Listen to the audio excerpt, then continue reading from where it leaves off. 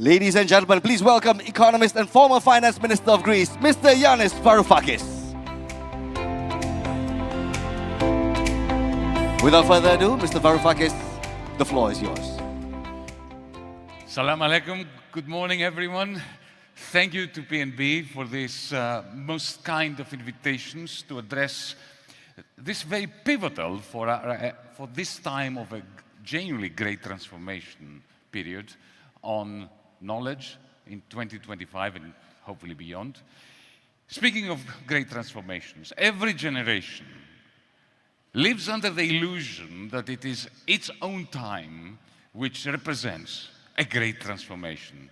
But I very much fear, or maybe hope, that our generations genuinely lives through a period of momentous changes that we have not seen since the transition from feudalism to capitalism. You can see that, of course, in the stock markets. You can see where the locus of this magnificent and worrying, simultaneously, change is taking place. The inexorable rise of big tech. It's not anything you haven't seen before. Since the great financial collapse, crisis for the West, for the North Atlantic, not necessarily for this part of the world, in 2008, for the first time since feudalism, the energy sector is shrinking in terms of its capitalization, share of the capital pie, compared to big tech. You can see this not just in terms of energy, but you can see it also in terms of, let's say, a comparison between big tech and the stalwart of big capital, of big business, the car industry. Here you have on the horizontal axis expenditure, capital expenditure on research and development. On the vertical axis, you have net revenues. The blue dots represent car companies. The pink dots represent big tech companies. You can see that in 2013, Volkswagen, Toyota had higher revenues than all the other conglomerates. Volkswagen also had much more research and development investment. The size, the area of the dots represents the capitalization. See what happens, of course. Nothing you don't know. I just want to remind you, it's early in the morning. As time progresses, you can see that the pink dots get fatter, go to the top and to the right, and the blue dots shrink into relative insignificance. The question that I have for you, after I've warmed you up, is what's exactly happening here? And my proposition to you that I shall submit to you, and I'm very much looking forward to the conversation about this, is that it's not just magnitude. It is not just quantity. What is happening here is that in the fabric of our social economies, we have a new kind of machinery. You can see it at the top. You recognize it. It's data centers. It's millions, billions, trillions of servers that are connected through optic fiber cables that crisscross the oceans and our lands, and driven by learning, self-learning, reinforcement learning algorithms, which allow them to do something that has never been done before in the history of humanity. What you have at the bottom is very similar machinery. Industrial robots assembling cars. Very similar in terms of the microchips, of the kind of cables that connect them, the computers that drive them. The two are not technically, technologically very different.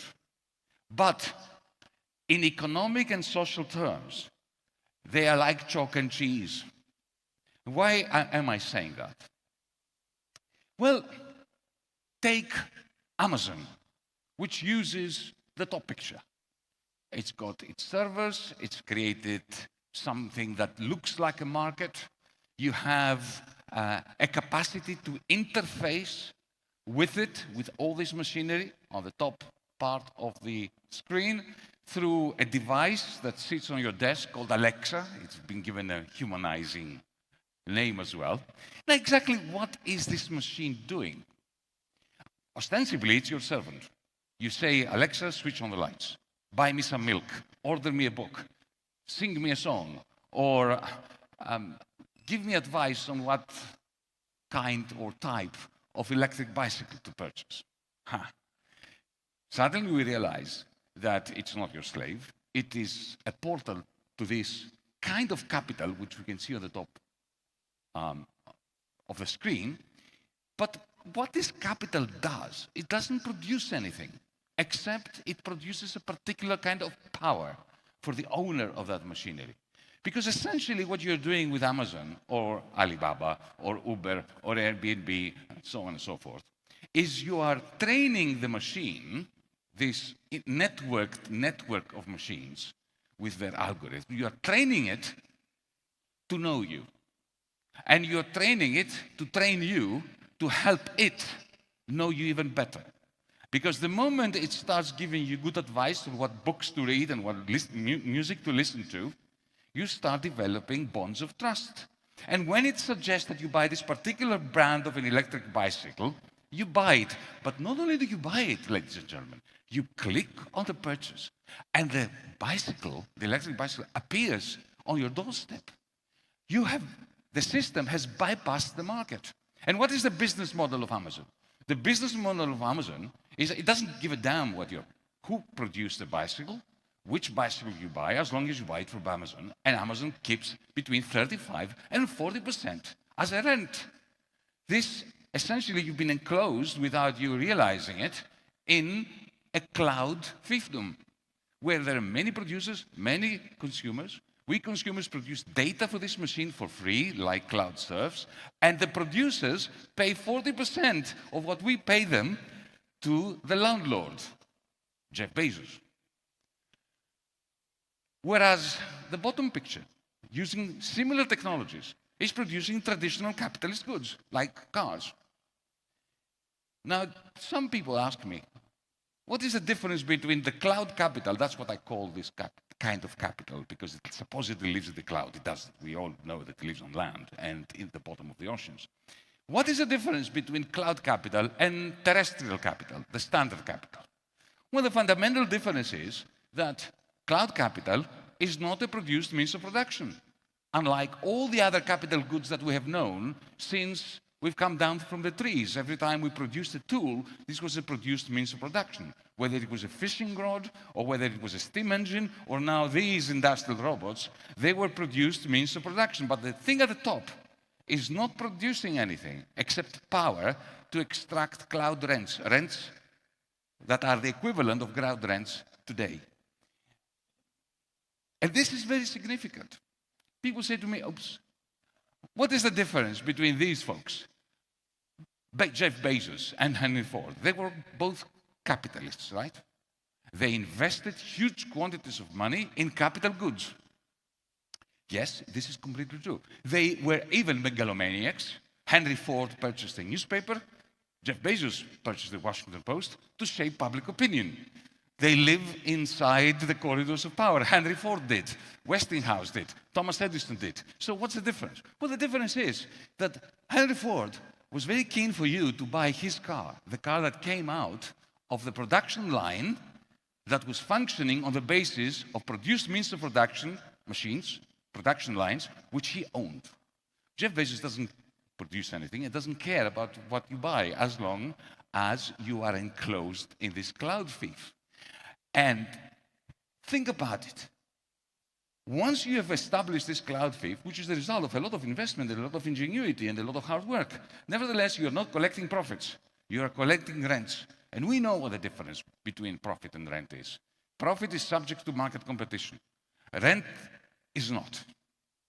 And this is crucially important, because we are not just talking about a new oligarchy. We're talking about a transformation, speaking about transformations in this conference today, we're talking about a transformation that presents gigantic dangers, challenges, and of course, opportunities. Speaking as a macroeconomist for a moment, allow me to speak to the macroeconomic instability that cloud capital is introducing.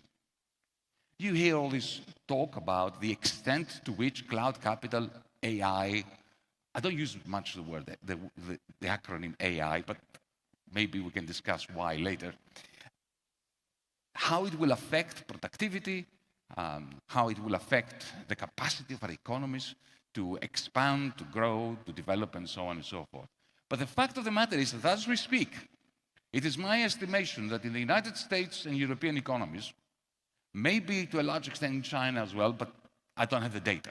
But for Europe and the United States, I have the data, and Canada and Australia as well. Around 35% of GDP, of national income, is siphoned off the circular flow of income in the form of cloud rents. What does this mean? It means that aggregate demand, because this money is not circulating as freely as it would have had it been profits, aggregate demand is much lower. So central banks have a much harder job of maintaining the money supply in inflationary times. That is the source of massive macroeconomic instability. I could spend a whole lecture on this, so I won't bother you anymore with that. We have a new form of imperialism. A few weeks ago, the European Union was negotiating with Donald Trump, the famous EU-US trade treaty. Now, the European Union has a massive bargaining disadvantage vis-à-vis Donald Trump in the form of $240 billion of a trade deficit with the United States. If you have a huge trade deficit, you are at a negotiating disadvantage, of course, right? But at the same time, the United States has a major services surplus with the European Union. But that is not it's not balancing Europe's bargaining power. Because, let's face it, Europe doesn't have an Amazon, it doesn't have a Google, it doesn't have a YouTube, it doesn't have a Meta, it doesn't have a TikTok. So there is no way that Ursula von der Leyen, the President of the European Commission, can stand up to an American president who says to her, I want you to send me $700 billion of investment to the United States unless you want 50, 60, 70% tariffs. That creates, especially if you look at the way in which data centers operate, when Amazon builds a data center in your country, in my country, in any country, that is a form of imperialism. It consumes electricity, it consumes water, but you have no access at all to the data and to the capacity of cloud capital to generate the power to extract cloud rents from your own population, from your own economy. The new Cold War, ladies and gentlemen, why is there a new Cold War between the United States and China? It's not Taiwan. Taiwan has always been Taiwan. It is not the build-up of the Chinese military. I shall submit to you, I'll just epigrammatically mention it. Again, I could have spent a whole day talking about this. I shall simply make this, present you with a hypothesis that what changed around 2017-18 when Trump 1.0 unleashed the Cold War, the new Cold War against China, is something very simple. China developed cloud capital that fused with its finance. And you have something like WeChat, the app that allows you to have free payments independently of where you have your bank account, and the CBDC, the central bank digital currency of China. Now, why is this a problem with the United States? Can the United States have their own? No, they can't have their own. It's not a technological problem. It is that Wall Street will never allow Silicon Valley a share of its financial profits, or rents, I should say.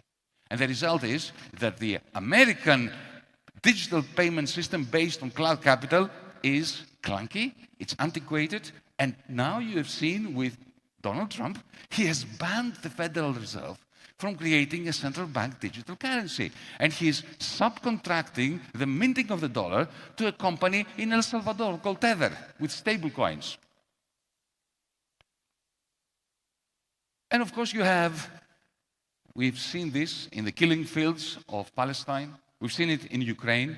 We have cloud capital, AI-driven warfare, which again, this is another topic for a whole conference. The way in which the steady takeover of decision-making by cloud capital, in the same way that cloud capital took over the role of advertising and marketing and automated it with algorithms, it is doing the same thing with decision-making on the battlefield. That way, very shortly, if we are not careful and if we don't act, peace is going to be a system error and war will be the default. Now, I said that we are living in an era of a great transformation that presents us with magnificent challenges, stupendous threats, but also excellent opportunities. And Malaysia seems to me, just by looking at your macroeconomic data, at your investment data, at the equivalent data for your region, that this is a time when a country like Malaysia, not just Malaysia, can truly take advantage of the uncertainty and the instability brought in by this technologically driven technological transformation. Your region is growing very rapidly. That is very important. I can tell you this as a Greek who lives in a stagnating region, because the European Union is going from stagnation to deeper stagnation to even deeper stagnation. It is crucial to be in an area which is not stagnating, and you are in such an area. It is crucial, however, equally, for your central bank not to make the mistake, or it's not a mistake what the Fed is doing in the United States, it's just as Donald Trump, essentially clipping its wings. But your government and your central bank has a duty to the future of this country to develop your own payment system, digital cloud capital-based payment system, where you will be sovereign and where you keep US-denominated stablecoins out of Malaysia. This, if I can leave you with one message, is don't let US dollar-denominated stablecoins infect your payment systems in this country, in the Asian area.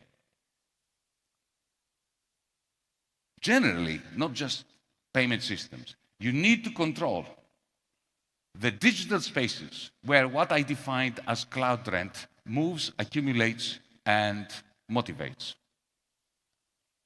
Generally, be your own digital landlord. Don't allow your country to become a land of digital serfs.